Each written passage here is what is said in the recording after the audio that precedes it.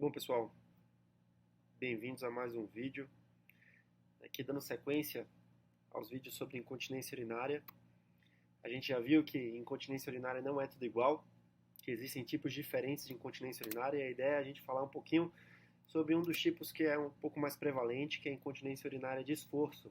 Vou tentar destacar ela aqui, e aí a gente vai parar um pouco para entender como funciona o mecanismo de continência urinária, para, a partir daí, entender o que é que pode dar problema para gerar a incontinência. Então, o mecanismo de continência urinária ele funciona através de uma rede de estímulo nervoso que vai para a bexiga, que vai para o esfíncter, que vai para uma região que chama colo vesical.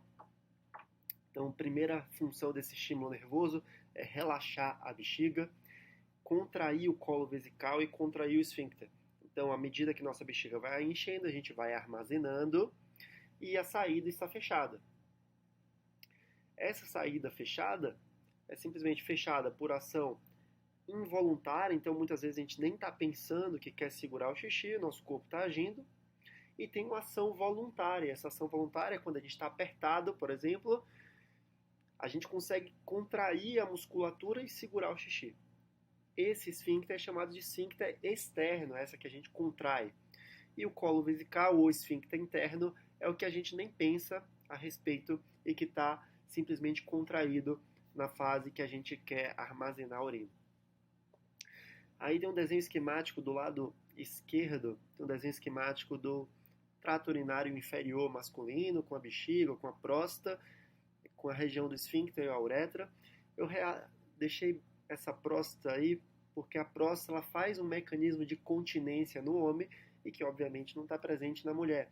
Então acaba tendo um mecanismo tanto de obstrução mecânica quanto funcional, tá? Ela também precisa relaxar para que ocorra a passagem da urina. E na mulher a gente não tem isso, a uretra é mais curta, a região de suporte ao redor da uretra é um pouco mais frouxa, composta por ligamentos, por fáscias e por musculatura.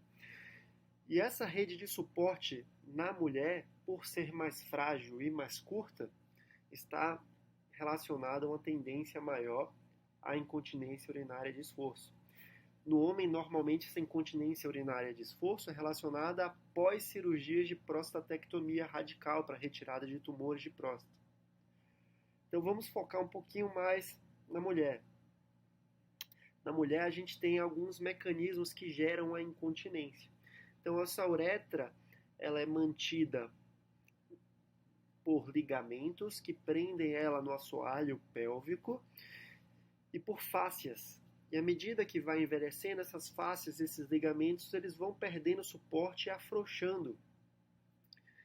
Isso causa um aumento da mobilidade da uretra. E na hora que a pessoa tosse ou espirra, essa hipermobilidade da uretra está relacionada com a incontinência de esforço. A outra coisa é que a parte interna da uretra, que é o canal do xixi, ele tem uma mucosa que tende a vedar toda a luz. E essa mucosa ela tem receptores de estrógeno. Então, quando a mulher entra na menopausa, que o nível de estrógeno cai, essa mucosa começa a se atrofiar. E isso também é um dos mecanismos relacionados à incontinência.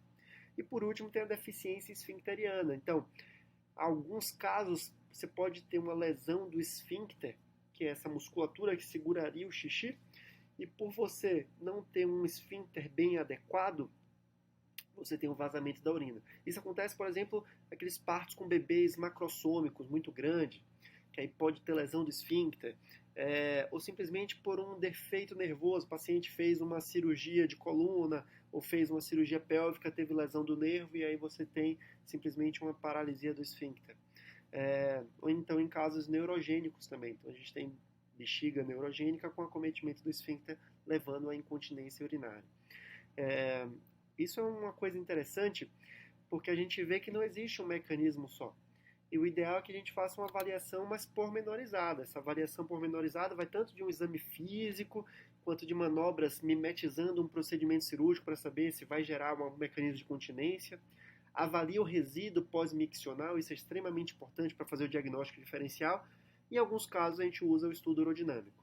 Tá? Espero ter sido esclarecedor para vocês.